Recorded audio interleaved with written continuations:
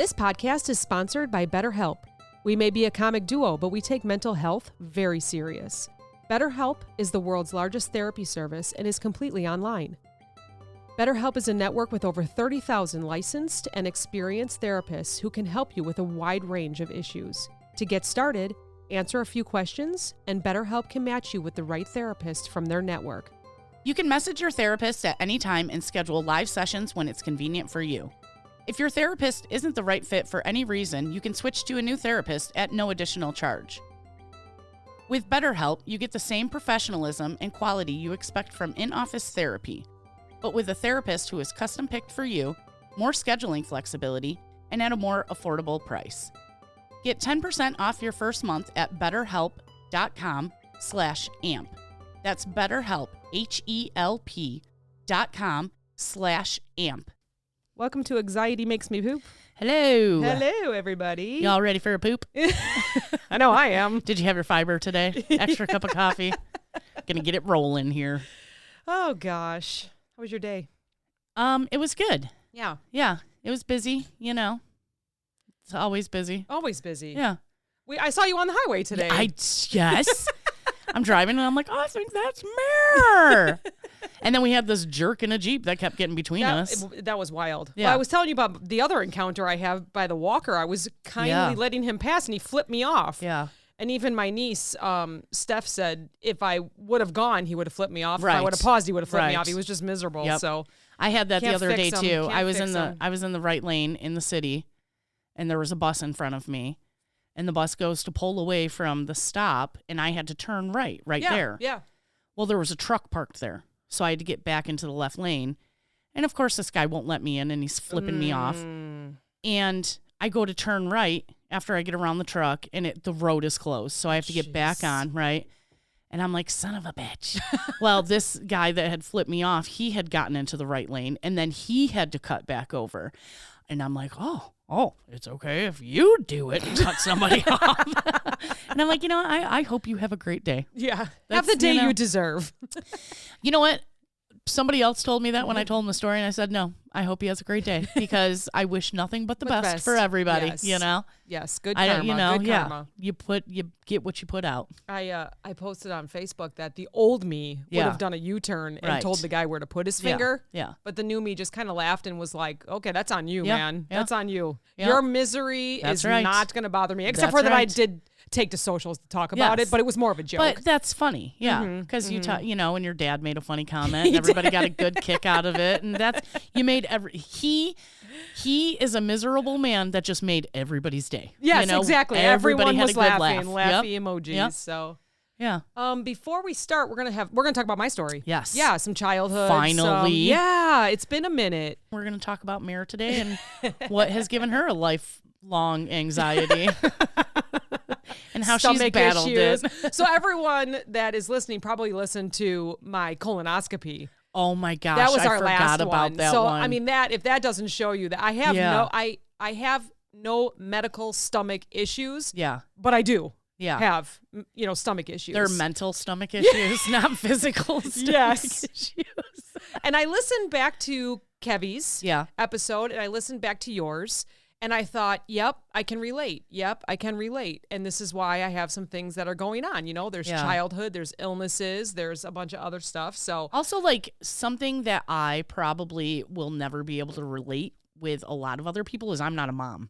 Right. And that's like a whole nother worry. Set of anxiety. Yeah. Funny thing is I didn't even write about them in here. Everything's fine with them. Well, they're good kids. Yeah, they are good kids. Yeah. We had our things that went through. Obviously I won't share too much because they're young adults now. I don't know what they would want me to share, but they've both been through, like, they have some medical history.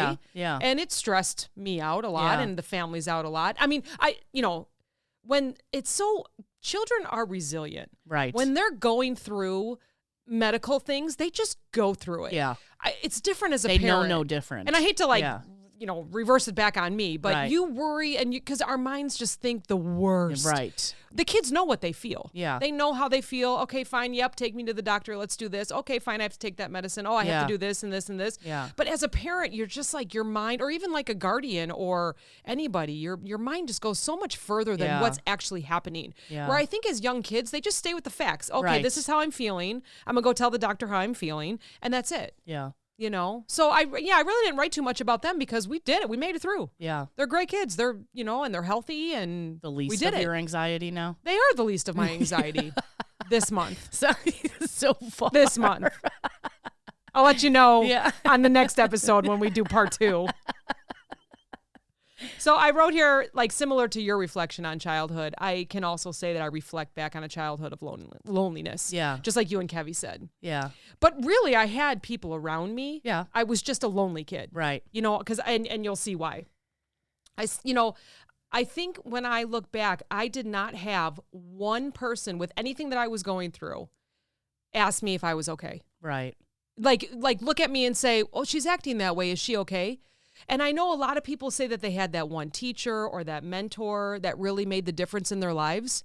I got nobody. Nobody. Like even Adele had a live event and her like 4th grade teacher or something that she remembered was there or whatever it was. Yes. I can't think of it. I had no one. I can't think of anyone that actually like took me under their wing. Everyone has those stories. Right. That mentor that they had. I don't. And actually, I would say probably before I met you and Bestie, and, when the kids were younger, so like maybe like 12 years ago, I really couldn't figure out why I was here. Like, what am I doing? I was really pretty miserable. Yeah. And yet I had a great life. I have a fantastic husband. I have great kids. Yet, like I said, we were going through the medical things, but it just kind of felt like a soul floating through life. Yeah. I really did. I felt lost. Felt no purpose. Yes, and I used to say, oh, what a waste. What are you doing? And then my thing that I always said was, if I didn't have bad luck, I wouldn't have luck at all. Yeah. I always said that. Like, as I just felt like everywhere I looked, I was just getting pushed down. Now, a lot of things have changed because I've done it for myself. Yeah. Obviously, I found great friends. My family's even stronger, and so that helps a lot. Yeah. So if you're not in the right circle of friends or you have some family, you got to get away from them. Yep. And even if it's a little time alone while you're looking for the next better friend, I would say do that because I don't know where I would be if I didn't have you guys or my family. Yeah. Me and my sister say a lot, like, you love your family, but you don't really have to like them. And that's for a lot of people. Yeah. And that's like, you're born into a family. Yeah. And you will always love them. That's your family. But you don't really have to like them, Yeah. And that goes with friends too. If like you said, if it's not a good thing, then don't continue it. Yeah. Like, this is not in my stories, but since we're bringing this up, I had a childhood friend that I had to let go because the thought of getting together with this person, my stomach would be in knots. Yeah. Always trust your gut. Always trust your gut. And it was a very, very sad situation to do, but knowing that we weren't getting together anymore, or kind of that I let it go, it was like this weight off my shoulders, and that's just a sign. You may not want to, oh my gosh, we have history. Oh, we've known each other for so long, but sometimes you just take different paths and you have to go with the path that's going to be best for you. Yep. And I'm sure it was better for that person too, so.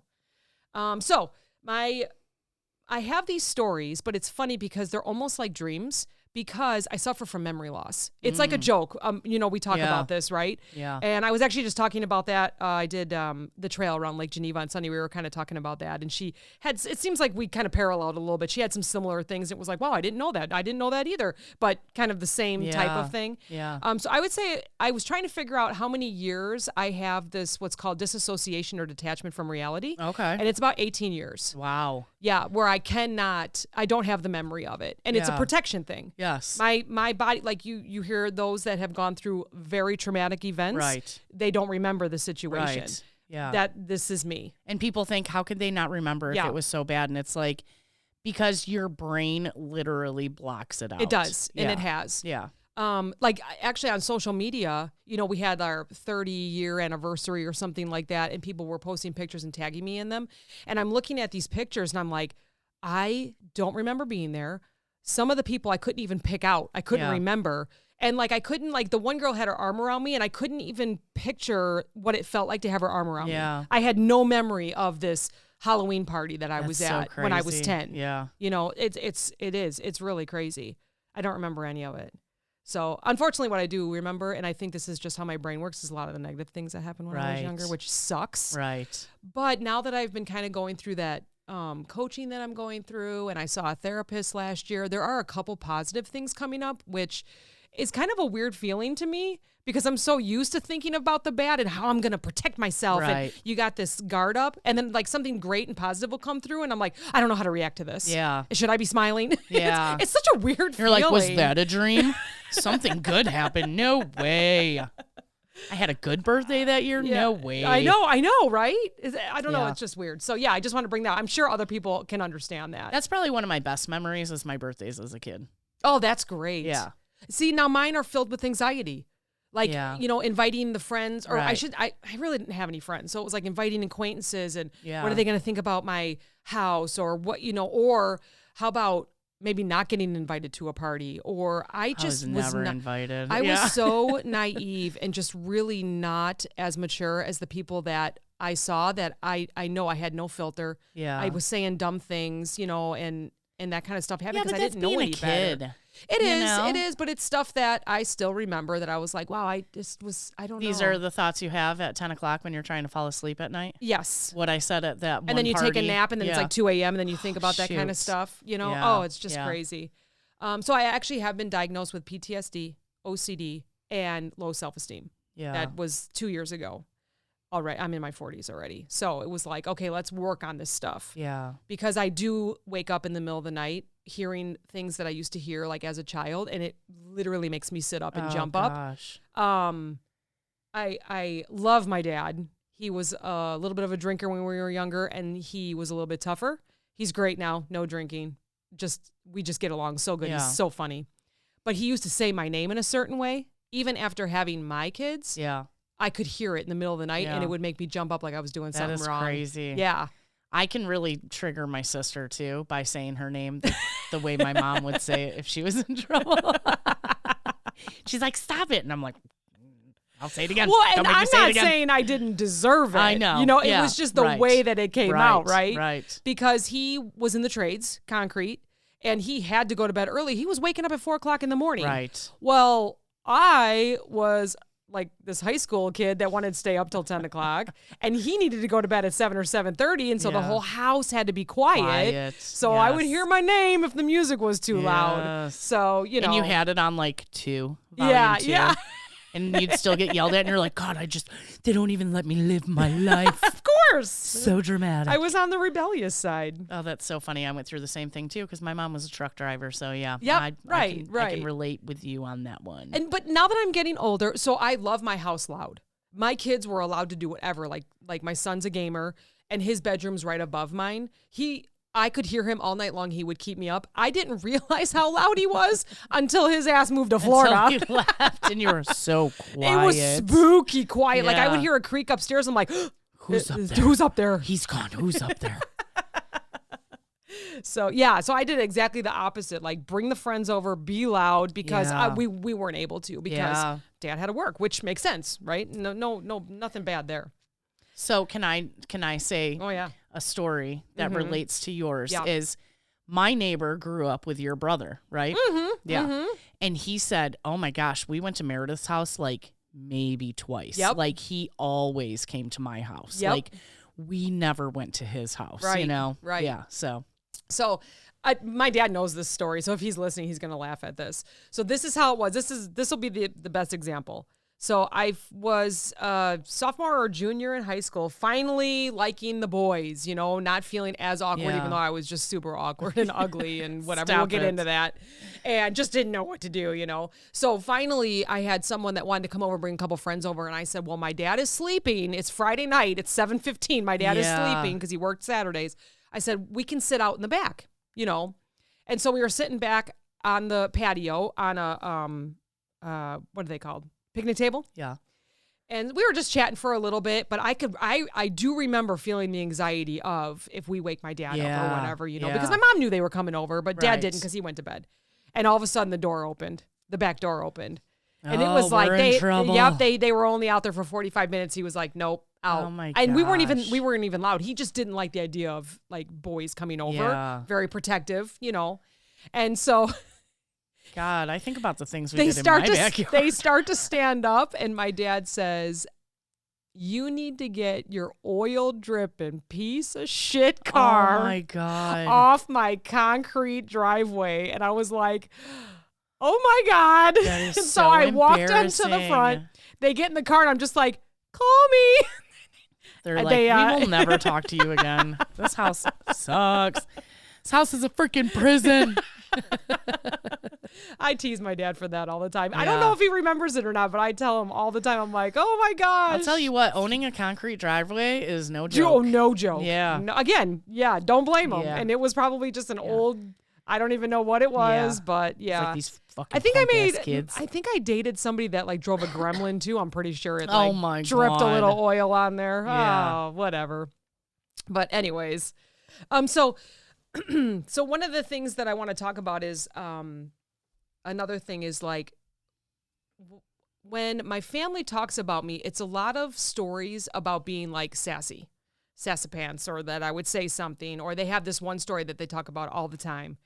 And I remember that just last year, they brought kind of the same story up. And I know that I have changed so much. Like one person actually, someone from high school actually wrote me a couple weeks ago and said, "Man, you haven't changed. You are so funny." That was an insult to me. Really? They didn't mean it that way. Right. But I was like thinking to myself, that's an insult. Like, I have changed so much. I am a completely different person. I just feel like I've smartened up and I'm better Right. and I'm successful and all this kind of stuff in my mind, right? Right. So we were out with family and they brought the same story up. And for the first time ever, I stood up for myself. I said, I am 47 years old. This happened 37 years ago, Oh my and we're still gosh. talking about it. Yeah. And I actually said it, and they all just kind of looked at me, and my They were like, who's this Yeah. new woman? yeah, and my one aunt went, "Okay," and that was it. Like, it was completely understood. Yeah. Let's not do this anymore. And I was so happy. You're for not going to myself. tell us the story? I'm not going to tell you the story. That's one that I'm not going to tell. Because I hate the story. I hate the And it's brought up story. every fucking Every time year. we're together. Yeah. They don't mean it. They don't mean it, but they don't realize what it does to me. Right. Yeah. Because that's only the stories that I hear. Right. Like, another one is that my mom always talks about, I'm her first and I'm her only daughter, but she talks about, I was a chubby baby. I was 8 pounds. I had a big head. So 8 pounds is like a normal baby. That's not even like, I mean, people are having 10, 12-pound babies, I know. All right, let's compare it to my daughter. She was 3. Well, 3 pounds. all Well, all right, different. yeah. But no, and she this is probably, is this a survivor talking? Like, they don't mean it. Absolutely. Absolutely. But she talks about how I caused pain and that I was chubby and it's funny until it happens over and over again. Right. And you don't realize what you're doing to that person. Right. Like, for me, my birth brought on pain, and I never heard, how cute I was and, all that kind of stuff. Yeah. I was a blessing. And no, it was long labor. It hurt my mom. I had a big head. I was 8 pounds, so Yeah. you got to think about that kind of stuff, Yeah. Not that I want to correct anyone in what they're doing. No, but that's just a really good point to It make. is. Yeah. It is. And that's all I know Yeah. about being born. Yeah. Like, I don't remember any of the cute outfits, Yeah. no pictures, no nothing like that. That's all I remember. Now, my mom's a nurse, so I'm sure that is the kind of thing that she thinks of, because now hopefully women don't go through that kind of stuff. Right. But this was 40 plus years ago. Right. So again, I get it, but it does something to the person. It really does. And when you hear it every year, Every year. yeah. it's I it's remember a little when bit you were tough. born. So, Yeah. I mean, not to like teach anyone anything, but think about what you're saying. Like, Absolutely. maybe bring on something positive as well. Oh my gosh, yeah, my labor was so long, but I was so excited to put you in that cute outfit that we Yeah. bought, or something like that. Just Don't we just- call that a compliment sandwich? Where you're like, we do, good, which bad, is good. Yeah, that's probably not the best. But I think we're it would just- make it better though. We're trying to improve. We're Yeah. trying, Yeah. You know what? It's funny. Not to defend your mother in any way, but I Yeah. believe it's her generation. Yes, I also believe that. Yeah. Because when I went on the hike with my friend on Sunday, same age, we had, like I said, we had some parallel stories. Yeah. And then I've talked to some other friends. So a lot of my friends are younger than me. Yeah. And so it's a little bit different generation. We do have some Yeah. similar things, and Bestie too, and my other friend too. But a lot of my friends that I went to school with, we seem to have that same type of story. Yeah. And they're doing great, and some are not. Yeah. Some are struggling. Yeah. You know, I have a friend that is really, really struggling right now. So it just all depends on which way you go. Yeah. You know, but yeah, I agree with that. You and your siblings, you have 2 brothers, right? yeah, I do. Yeah. 2 younger ones. And they all would tell a different story. Yes. You all tell a different story. Correct. Yeah. Correct. And that's something that was very hard for me to understand. Like when I got older and I would bring up things to my sister and she's like, I don't remember that. I only remember these terrible things, you know? And I'm Sure. like, well, I remember some bad things, but like we had this and this. She's like, you had that. I wasn't there. Right. You know, like, and it was like, wow. Right. How do we remember it so differently? Yeah. You know? So I'm going to share some stories. You're going to laugh at some of these. But this is why we're here. People, you're not alone. I hope I don't laugh and hurt your feelings. You're not going to laugh and hurt my feelings. Don't have your feelings hurt if These I laugh things are at like inappropriate 30-something times. years old. Because and this is you why know yeah. when I'm uncomfortable, what do? I laugh about it. If I shit my pants right now, I would just be like, I shit myself. Sorry, it smells down here. God, that's so embarrassing. So I've told this to many people, but at Christmas one year, many, many, many years ago, my siblings and my cousins would always get together. My mom and my aunt are best friends. They're just amazing. They do everything together. And that's her sister? Yeah. Or her sister-in-law? Her sister. Her Yeah. sister, okay. So one year for Christmas, everyone got Care Bear figurines. Do you remember this story? Have I told you this story? You have told me Okay. this story. I enjoy this They were story. an incredibly popular thing back then. Yes. And so everyone had to open them at the same time. Oh. Okay. So, like, I can't remember the exact names, okay? But my brother got, like, Lucky Care Bear. My Yes, cousin Lucky got Bear. Sunshine Care Yep, Bear. My other cousin Sunshine got, like, Bear. one with rainbows or Rainbow a Bear. flower or Yep. something like that. Yep.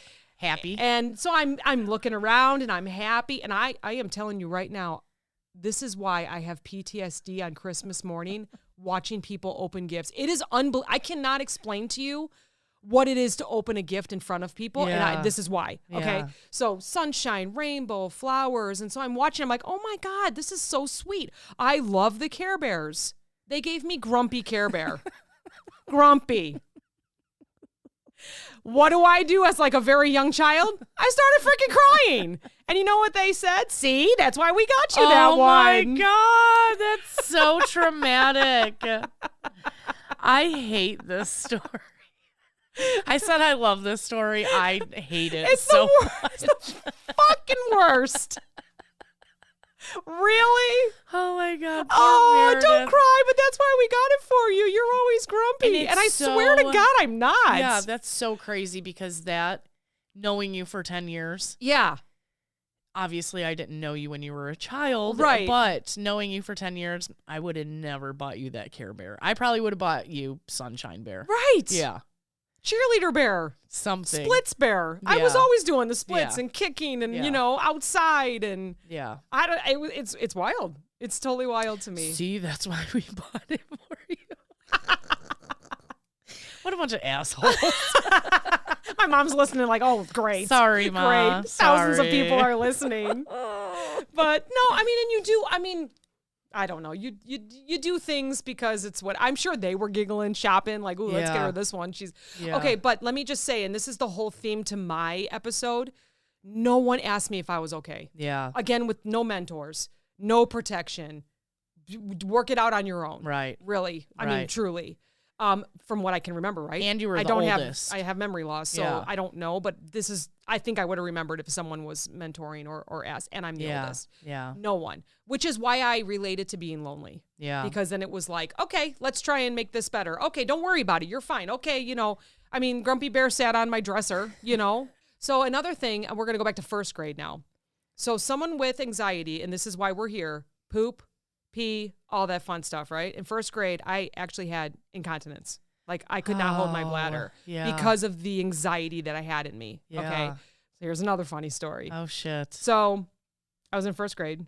already suffering from anxiety and stress and just never felt safe like anywhere I was, no matter what. I just always had that weird stomach. I just remember being at dance and just always like, I'm sure my heart is just one big round beef, just from the stress. So I went to a Catholic school where no one really seemed to live the godly life, but that's a whole nother episode. The worst thing ever is Catholic school. Yeah, and I also note here, like, to take it from me, that even Catholic private schools have bullies and people that aren't nice, even though you're supposed to, So a nun asked me a question in class, or in the hallway. I can't quite remember where she asked me. And I didn't have the answer, so completely stressed out, I walked to my desk, and then I realized that I didn't take a bathroom break. I had to go to the bathroom. So I went to her, and I think it was during a test, and I said, I need to go to the bathroom. And she said, no, go sit back down. Walking back to my desk, I was like, shit, this is an emergency. And I peed myself, right? So, okay. So we go to the bathroom. The nun takes me to the bathroom. I take my underwear off. She's washing it in the sink for me. This is not the end of it. She takes my underwear, walks back into the class, and puts it on top of the heater so it's blowing like a hot air balloon to dry so that I can wear them again when they dry. Not the My Little Ponies. Not the Whitey Tighties. Not the My Little Ponies. Oh, not the Grumpy Bears either. I could not believe it. Not the I was poo like, stained. Actually, I think I remembered that they were clean. They were just peed on. And then they were all soapy. And it probably burned when I put them back on them. Oh, your little vajayjay. Yeah. And again, it was so embarrassing. And it was what I was known for. That didn't help make any friends. I didn't make any friends. It was the girl that peed in first grade and had her underwear up on. And so I laugh about it now because I'm just like, what were you thinking? But again, nobody asked me if I was okay.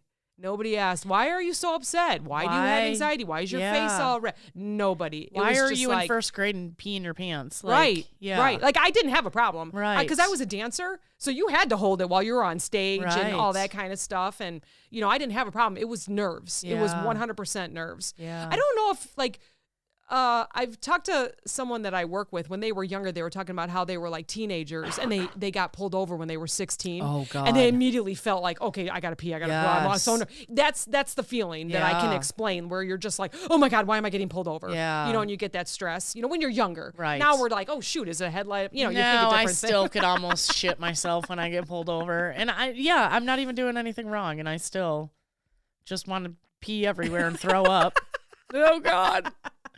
What if I forgot there's a gun in my car? Right? So that's the feeling that we can describe it as. So yeah, that doesn't help for anyone to make any friends when you're younger. Absolutely not. So I don't remember second or third grade. And I think in fourth grade, again, I think we were having a party. I don't know if it was like a holiday or something.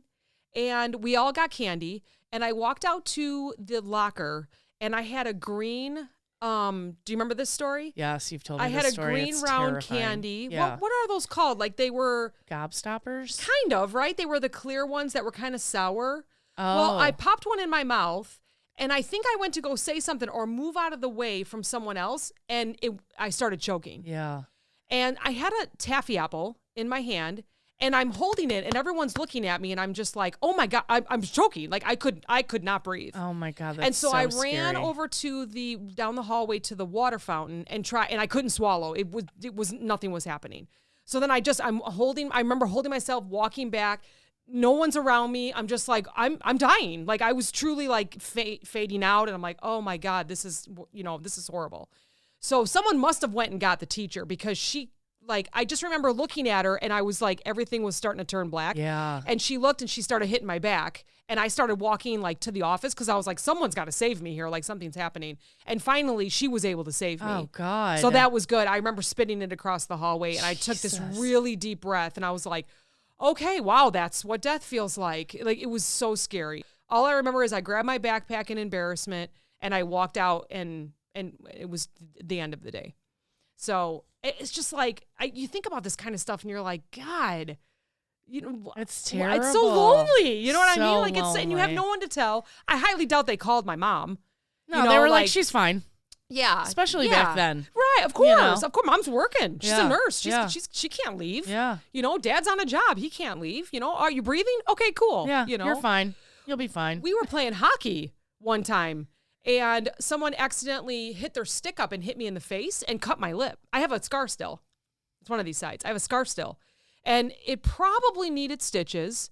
And so the nurse, or no, I'm sorry, not the nurse, the office staff called my mom, and my mom was like, well, and they're measuring it in the office.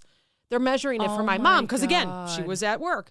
And they said... And she's a nurse. And she's a nurse, so she doesn't panic about anything. I mean, she's very, very good at, like, knowing what... Yeah. But I have such a scar that I'm sure I probably could have used a stitch or two. Yeah. And so she told them, oh, it's a, you got a couple more hours, just put a Band-Aid on it. They literally put a Band-Aid across my lip to like, hide it. And I had to go back to class. What the fuck?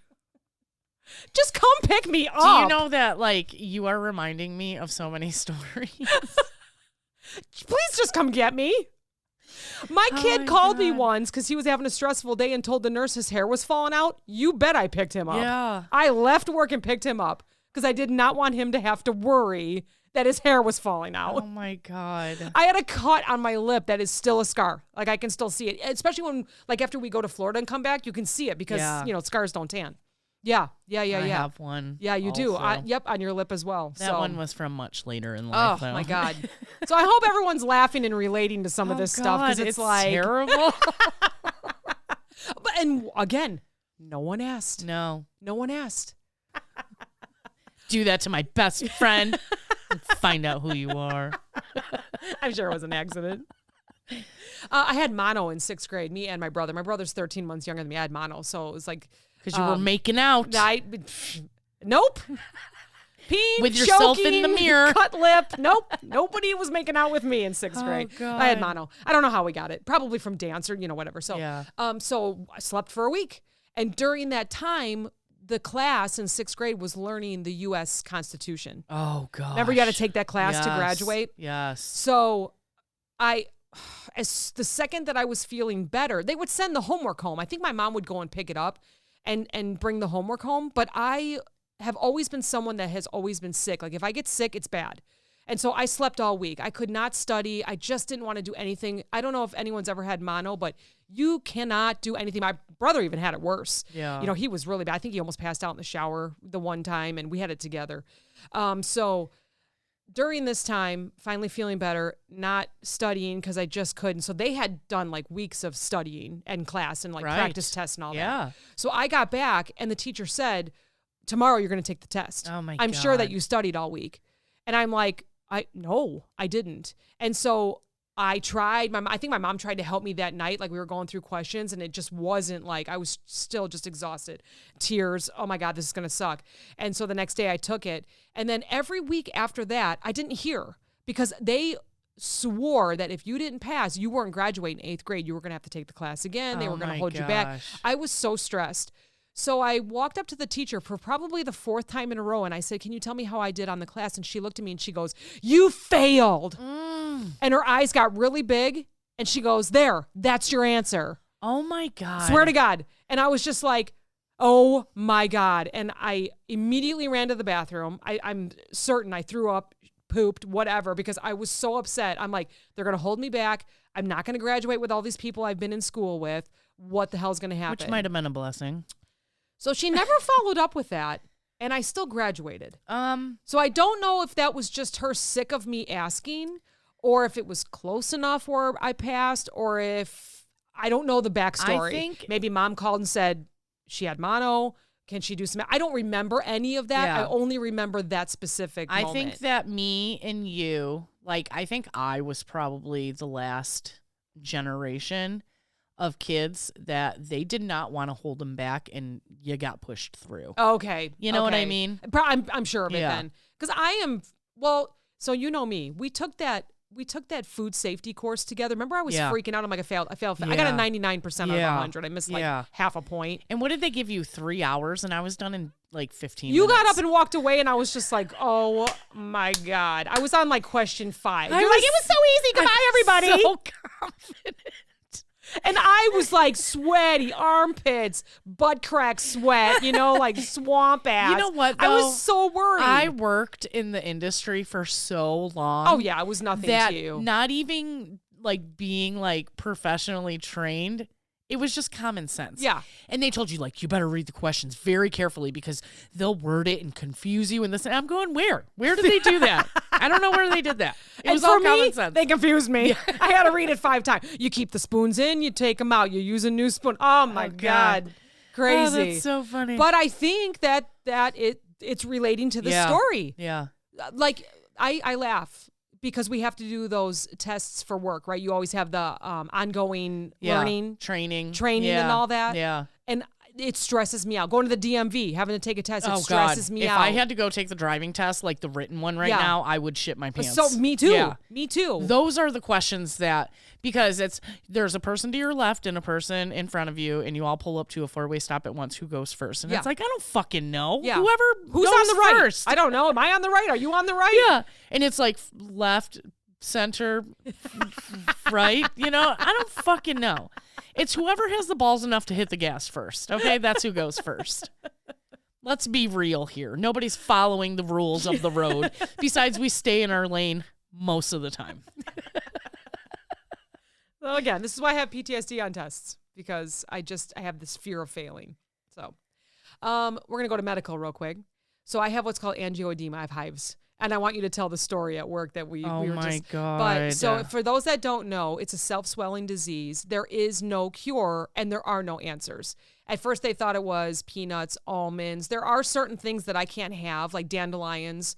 I cannot roll I can't roll in a field of dandelions. The last dandelion. My mom also has it. Not to blame her, but there's a funny meme that says "Shake what your mama gave you," and it's a medicine bottle of Benadryl. God, and so I shared that with my mom. Yes. We just laugh. She actually has it a lot worse than me. Unfortunately, she gets it really bad. Her face swells. So my lips will swell, my eyes will swell. So when you're in 1st, 2nd grade and you have no answers and you don't know why, that your also eyes are swollen shut. Yeah, that also brings anxiety because it comes on. She's squeezing her eyes together. It comes on with no warning. Like you just start to feel the tingle. And you couldn't bring medicine with you, I don't think, back then. Like I didn't have a Benadryl in my pocket. No. I always do now, just in case. Had to be like documented with the school in the nurse locked up. And you only could have whatever it said on the package. And what I do remember is that it would feel so heavy. My face would feel so heavy. My cheek, my inner eye. My forehead would get lumps. My lips would get swollen, and I would go and ask for it, and they'd say, "Oh no, you don't look too bad." I would feel it though, and know it was coming on. And then by the time I got home, it was really bad. Yeah. So having that happen, and it's genetic, and we've learned all about it. I know how to handle it now.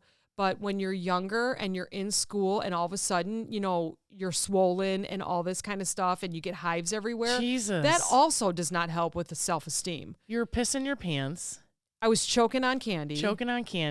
Failing major tests. Getting hit with a hockey everywhere. stick. Yeah. And randomly swelling up. Yes. Yeah. I probably wouldn't have been friends with you either. No.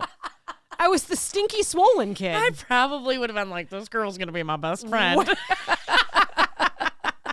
No one else thought that. Oh. And then I also had like hair that I could not control. My hair is extremely curly and never had a great cut with it. I think my mom probably tried, Yeah. And then someone once told her, actually you can relax the curls by giving her a perm. Oh, forget it. I had a fro when they weren't in. I mean, it was... Childhood was terrible. I also received a few perms that I'm not too proud of. Oh, gosh. So can you please tell the story of, because I still have it. I still have angioedema. Yes. I had a fat lip last night. Yes. Can you please tell the story? I will. So this is when me and Mare worked together at a grocery store. Mm-hmm. And I'm sitting in the office like typing emails or something, doing the schedule. I don't know, whatever. And we all kind of shared this office. There was a shit ton of people that shared this office. So Mare kept her coat, bag, whatever, snacks in there, And she comes in and she sits down just like, oh, God, it's just so busy today. And she's like eating a granola bar or something. And I'm looking at her and I'm like, damn, her lip is so swollen, And I'm like, I'm not going to say anything because I know like how self-conscious you were about it. Like you would complain about it all the time and like, oh my God, I'm so swollen. And you would like randomly walk in and like your eye would be shut, So I'm like, I'm not going to say anything, like I'm sure she knows it's there. So you finish your granola bar, get a drink of water, and you're like, back to it. I'm going to go stock the shelves or what. You were probably in bakery at that time. Probably. So, and that's probably what set it off is you probably touched something with almonds or something. But anyways, so you come back like 2 hours later and you were like, oh my God, look at my lips. And you were a Who from Whoville. Your lip was lifted all the way up to your nose, which was pushing your nose up. So you look like a Who from. And I go, well, yeah, I was swollen like 2 hours ago. And you go, why didn't you tell me? And I was like, I didn't want to hurt your feelings. I'm so sorry. So funny. I couldn't believe I couldn't feel it because you usually can. Yeah. You get like this weird tingling. For anyone you that were has probably it, you kind of used to it by then. Yeah, I'm sure. After 25 years of it happening. Oh gosh, yeah. Crazy. Yeah. So still have it. So you again, are much better though. Much better. I will say. Yeah. I heard it comes in sevens, like 7 years. Oh, okay. And I knock on wood. Like Yeah. I maybe just I can control it now. Yeah. Where like 7 years ago I couldn't. Yeah. Although I did hear it was from my thyroid. So I had Graves' disease. Yes. And my thyroid was throwing everything off. And I think that it helped with it. Yeah. Yeah. Yeah. For So sure. I think everything is under control now. Except for my brain. But Well, I is think that really ever under control though?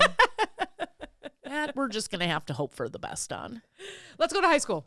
Ugh, that was like the worst time of my life. It's weird because I hated it.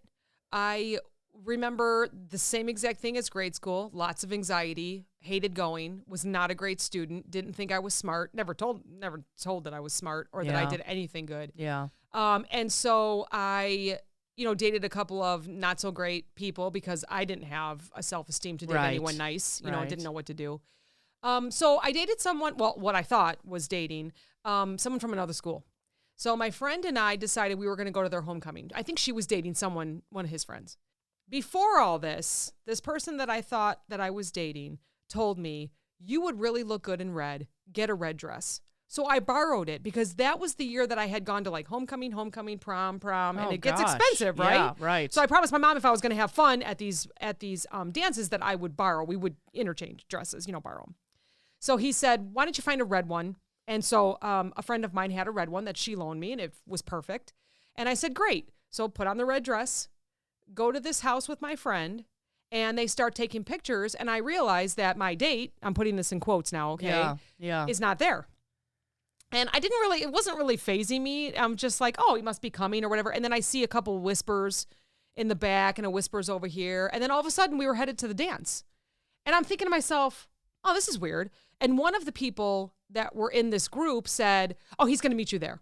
He's going to meet you there. And I'm like, oh, okay, he's running late. He's going to meet you there. I'm like, oh. We have to remember this is before cell phones. Yeah, it's before cell phones. Social media. Yeah. Before all that. Yeah, thank you for that. Not that you're so old. But no, I mean, it was. Social media has only been around for like 15 years, okay? Right. It truly was just that beginning of it. So we didn't, So we pile in cars. Luckily, I brought my own car with my friend. And I think, now that I think about it, I think maybe she knew what was going on because she was dating one of them. Tell you. I don't know. But. So who are you? You're a bitch too.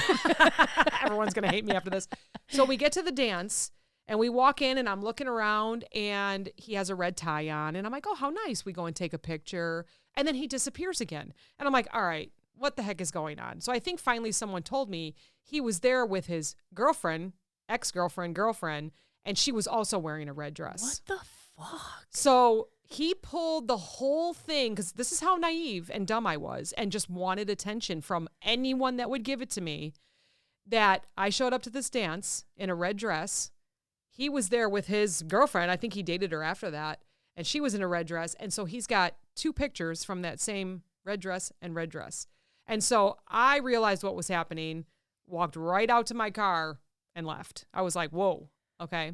Obviously I'm like, oh, wow. I mean, it was just, I had it, it was just like, what the fuck, You're like, I'm not even pee-pee pants anymore. I'm not even pee-pee pants, green, candy person anymore. So I get home and I pull into my driveway and a car follows me into the driveway. And so I'm like, well, what the heck? So it's this person from my school and he has no idea what just happened. And he said, hey, there's a party like right down here. And I saw you pulling into your driveway. You want to go? And I'm like, yeah, will you give me a couple minutes? Let me go, get dressed, change, and I'll come back out. You didn't keep the red dress on? No, because it wasn't the same weekend of homecoming, so no one else was. Oh. So I went back in the house. And you didn't want to be the fancy dress girl then? I mean, you should, right? You should always dress over. But so I go and change, told my mom what was happening. She was like, oh, go have fun, So I get into the car. We go to a party. I have a fabulous time. And that person doesn't even know, but he truly like changed my thoughts on people within like 10 minutes. Yeah. And we're still friends. I still see him sometimes, and we're still friends on social. He has no idea. If he listens, he may know now because he may know the story. Yeah. I had the best time at that party. So this story is very detailed and also in my book.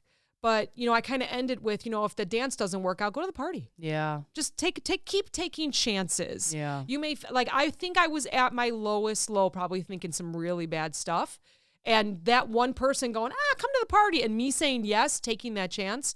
Made a huge difference. Always go to the party. Always go to the party. Unless you feel unsafe about going to the party. Of course. Go to the party. I felt very safe with this person. He was very kind, and everyone at the party was good. I think I'm still friends with some of them. So I was rebellious when I was in high school. And me and my brother decided to have a little soiree at the house. Shindig.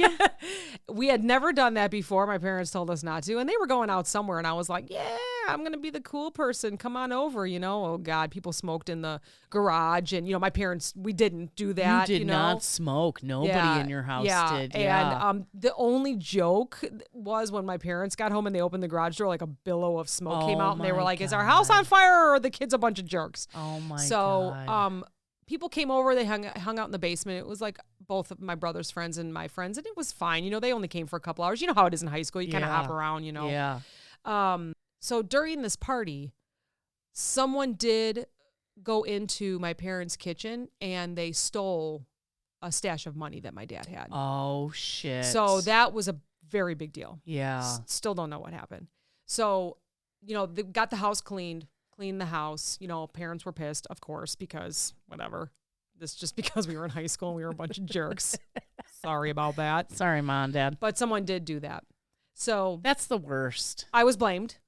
My mom had looked in my purse, looked in my car, said, "Why did you take it? What are you using money for?" She thought you did it? Yep. I thought you meant you were blamed like one of your friends did it. No, I was blamed for doing it. Why?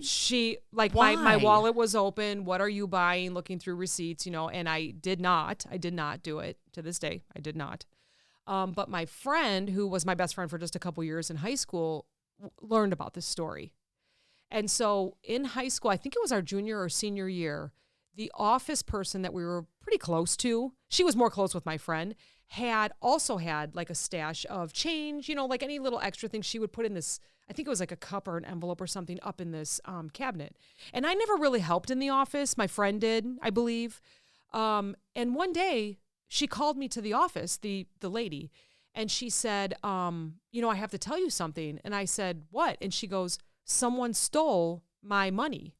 And I was like, oh my God, I'm so sorry. And I went to go put my hand on her and she pulled away and she goes, and I know that you stole from your parents too. I was told that you stole from your parents too. And I was like, I did not. And I was like in shock, and I could tell by her face she had already made up her mind that it was me. You know what? You're a bitch. Yeah, it was. She had made. That lady's a bitch too.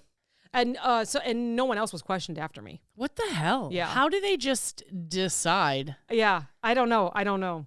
It's just one of those things that really just irks me a little bit.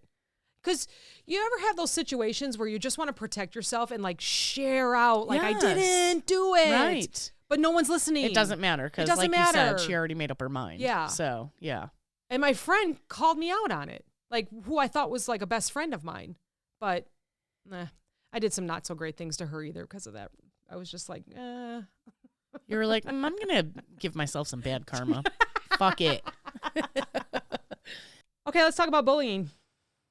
So I had one in high school, but it was like a casual bully, if that makes sense. Huh, he was like the class clown and everyone loved him and he was super popular and all this kind of stuff. And I just wanted to be his friend because I inside was also a very funny clowny kind of person. I think I still am. I'm kind of goofy and stuff, but I never showed it when I was in high school. And so I just wanted to be his friend, but he was never nice to me. So I was at a dance, and I went to a dance with somebody, and back then you didn't have like immediate, you don't know what happened to the pictures when you're taking them. And both of us closed our eyes. Oh, me and my date closed our eyes. And I knew it. I told the photographer, and I'm like, I think I just closed my eyes.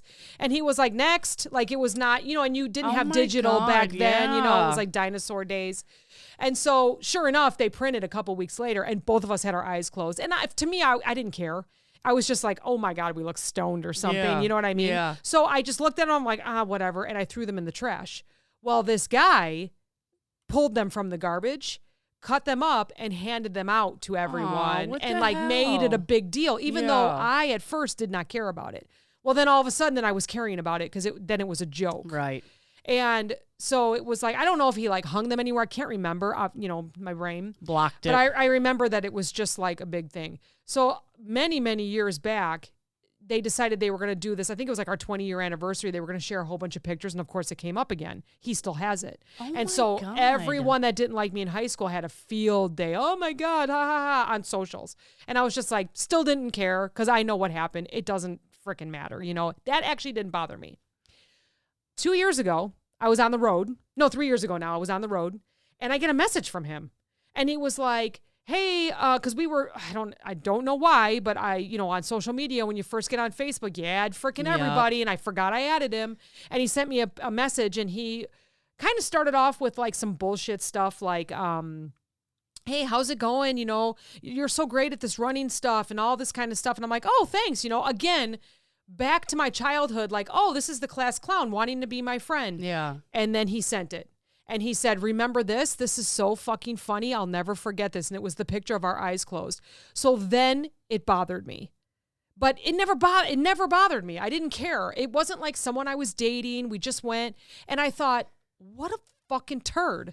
You know what I mean? Like, why do you have to do that? And I mean, in our 40s still doing it. So for me, it's like a red flag is always a red flag.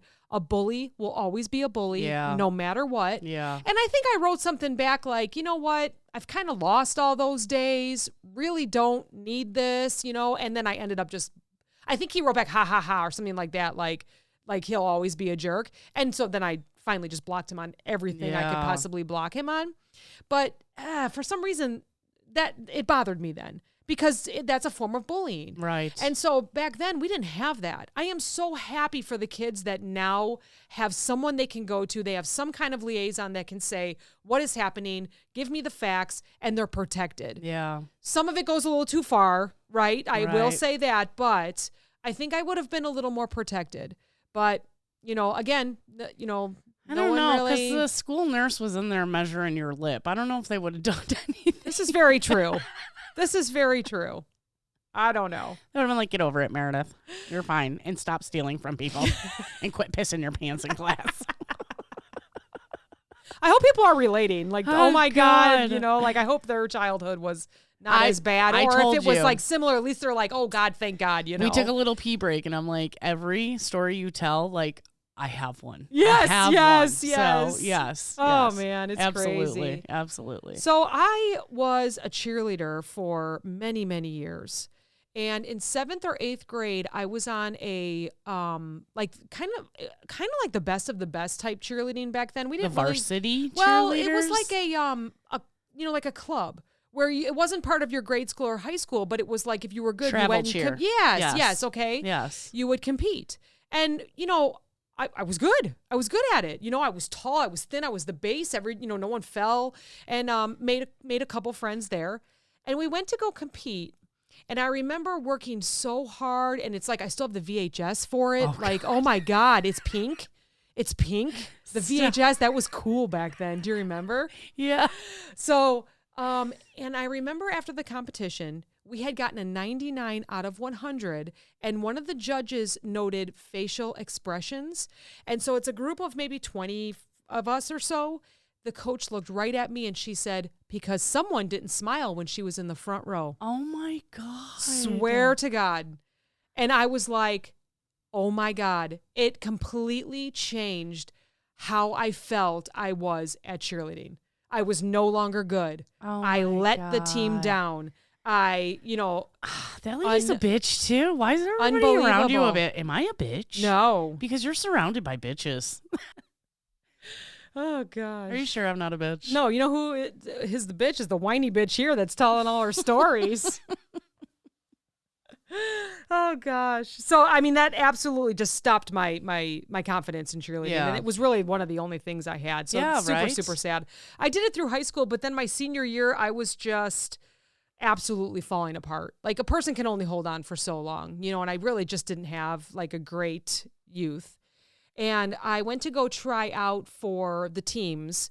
And because my mind was just so burnt out and I just wasn't well at all, I learned the routine and then went to go do the tryout and could not remember the routine. And I remember standing there crying in front of the judges. Yeah. And then I think because they knew my history of how I was, they gave me like basketball instead of basketball and football cheerleading. And I didn't even do it because football was the fun one. Right. That was the one that you did all like the basket tosses and all this kind of fun stuff. So I never went back. But I did, my cousin helped me get a job at that Lake Forest Gymnastic Factory and did actually end up for many years coaching cheerleaders to learn flip-flops and to do all that kind of stuff. So it did work out for the positive, but it didn't during high school. So yeah. And I don't know. I'm a whiny bitch. Is this my last story? Man, do I have a lot. I thought we both picked 7. Oh, yeah. So this must be my 7th then? Okay. Yeah. I mean, maybe we've added a few in between. So as an adult, I had some of the similar things happen in the running world. So as you know, I'm an ultra runner. Yes. I love to run. I've been doing it on my own for 3 years now. Yeah. I do have a friend that I run with, but she's busy making babies. Yeah. What's up? So I'm waiting 18 years for that. She'll be pushing me in a wheelchair. She can run. With she will. Children. We already have adventures planned. Yeah. But I love running. I ran races for years. And I kind of sacrificed a lot because, on a Saturday when you need to run 20, 30, or even 40 miles, you're away from your family and stuff. So you have to be able to like the people that you're running with if you're walking away or if you're running away from your family, right? Yeah. So I was at a race. It's a trail race, one that I respected highly. And I had my headphones in and I ran in and they said, "Whoa, you're really doing good. Great race," all that kind of stuff. And it was like acquaintances, people that I kind of knew. I was happy to see them. It was like the higher miles. And I think I got done and I think they thought that I put my headphones or music back on or my headphones back in. And I heard them say, "Yeah, see you later, bitch." And as I was, and I turned and I kind of turned and looked back and then they were busy with someone else. And I was kind of hoping they would have noticed that I noticed that they said that. And then I just finished the race and decided that I was done. I was done. Can you not have anything? I can't have anything. You can't have anything. No. And so that was in like 2019, I believe. And so I have been running on my own, which is why I love the 22 miles that I do in Wisconsin. That is my thing. My friend and I found that probably 9 or 10 years ago when no one was out there. Yeah. And that's my thing to do. Like last year or the year before, every weekend I was out there. Every weekend I did it. Every single weekend. Because I find my soul again out there and it's only me. It's only me. That's it. And you so graciously invite me every once in a while. I do. And I'm just like, I have a lot of memories up there. You want to give me a piggyback ride?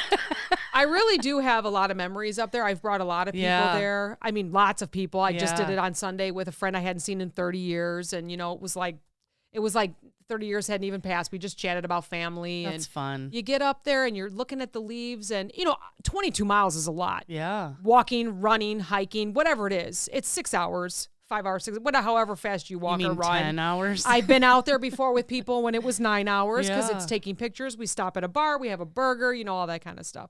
But yeah, I feel like I can't fully enjoy anything that comes to me because I feel like something's going to happen. Yeah. And that's not fair because I have a great life. Right. I love my career. I'm going to be doing more things. I love my family and friends. I talked about that in the beginning. I feel like people are jealous of you.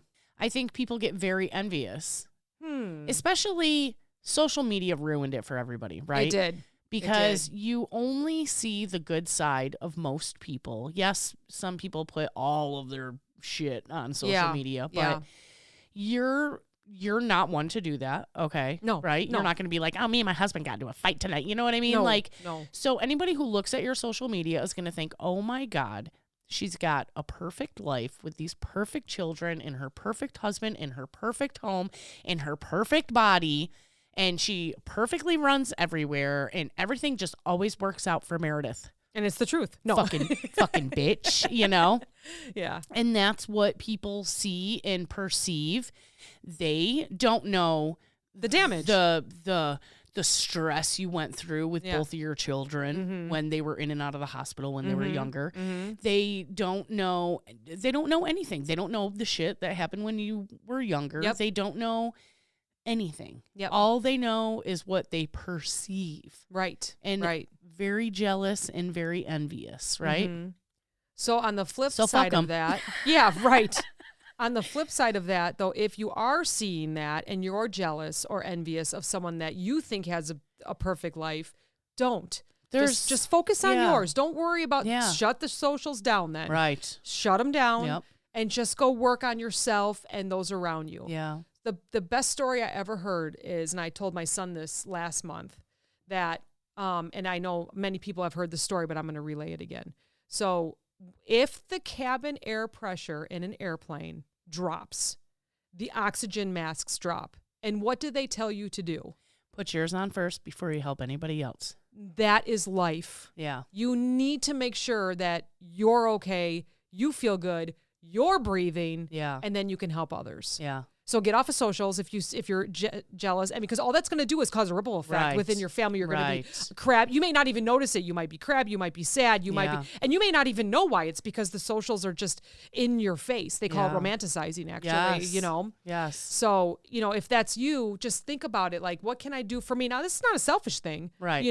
Mental health. Physical health, and get outside and walk. Even if it is selfish, that it's something that's good to be selfish about. It's improving you. Whatever's going to improve you will then improve everything around you. Yeah. Like we talked about earlier, step away if something's not good for you. Right. Yeah. So and manifest it, right? Yeah.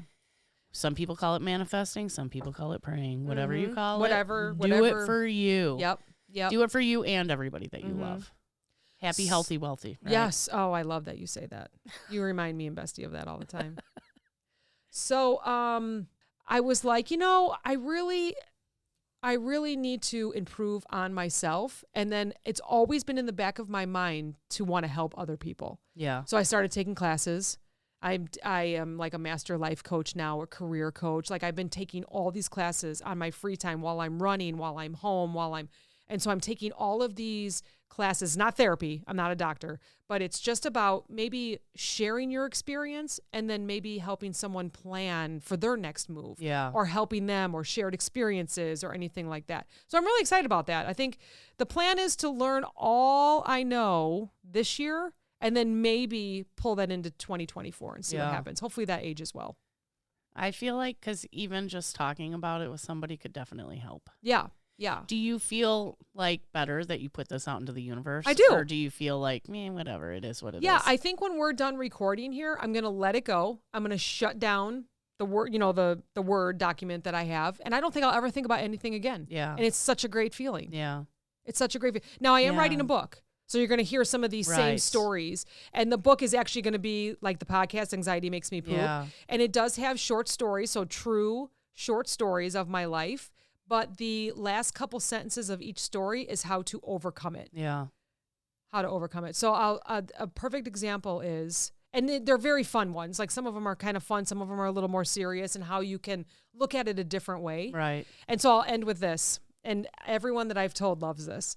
So Steve and I were up in Lake Geneva and a bunch of women were in a tie-dyed Volkswagen Beetle. And they looked so fun. Such a fun group. And I said, I love your style. And the woman looks out the window. She goes, me too. And for some reason, it caught me like, was that a compliment? Was it? So I started researching it. This was before I started writing the book. And I actually found someone, gosh, I wish I could remember her name. But she said, when you put I in a compliment, you're actually having it reflect on your taste. Yeah. So when I said, I like your style, I was not complimenting their style. I was complimenting that I noticed that their style was great, and it's all about me noticing it. Right. Right? Which is so fucked up. It is. Because we've lived our whole lives this way. So what you do want to say, for those that are wondering, Yeah. you want to take I out of the compliment. Like I could have said, your style is fantastic. And then they may have said, thank you. Thank you. Right? Because that fully puts them in the compliment. That's totally to them. Or cute shirt. That looks great on you. Yes. Yes. It's hard. It's hard though. I love that. No. That's your taste. That's your. Me. We are actually reversing it back on us. So think about it. That is the disgusting. next time you want to give a compliment, put more of an adjective in front of what you're looking at, like cute pants, great fall sweater. Say it like that. Sweater weather. Yeah, and just you can't say love your hair. Because that's still, you have to put I in front of that. I love your hair. Love your hair is still like saying that I'm loving your hair because I love your hair. I think your hair is great. And it would probably look better on me. Exactly. Anyways.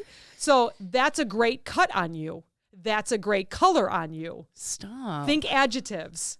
And it takes the I away. You're making me do English work now, too. Well, we have to end on something light here. English language. I was a whiny bitch, and now I'm sharing what I've been learning all year. So look for the book, too. Anxiety Makes Me Poop. Same title, short stories. Is it out now? It's going to be very soon. Oh, okay. Yes. Well, I have my editors looking at it. I can't wait to buy a copy and have you autograph it. Yes. It's going to be short. It's going to be quick, short. Millions. It's part one, and then we'll keep going from there. We'll see if it's liked. So I'm very excited. excited. Your life is crazy, so you know you're going to have more stories. I may. It just seems to keep rolling, which I just can't. I have such a great personality, so I don't know why this keeps happening. So many life experiences. Yeah. And thanks for listening to it. Yeah. I hope one person is listening. They're like, oh, wow. Yeah. Maybe my shit wasn't so bad. Yeah. And, these were the stories I chose to share. Right. Let me say that. There's definitely some more out there. And, if the request is to maybe do another hour, I'll do it. But some of them are pretty personal, and I don't think I'd be able to get through them. Has said, Cass, will you tell us 7 more stories? They were like, God damn. Your podcast, your episode is listened to every day by someone. Really? Yep. Sick. Yep. Sorry. Nope. Someone finds our podcast every day, and at least one person listens to your episode daily. And they also listen to my colonoscopy, and they listen to Kylie's, and they listen to Kevy's. Someone listens. We at least have one that rolls through. Dude, and we don't even really talk about it. I forgot about the colonoscopy. It's freaking funny. Go listen to it again. All right, I think we talked everybody's ear off. Okay. I am certain this is well over an hour. Everybody be happy, healthy, wealthy. Thanks for listening. Thanks, guys. Talk to you next time. Bye. Bye.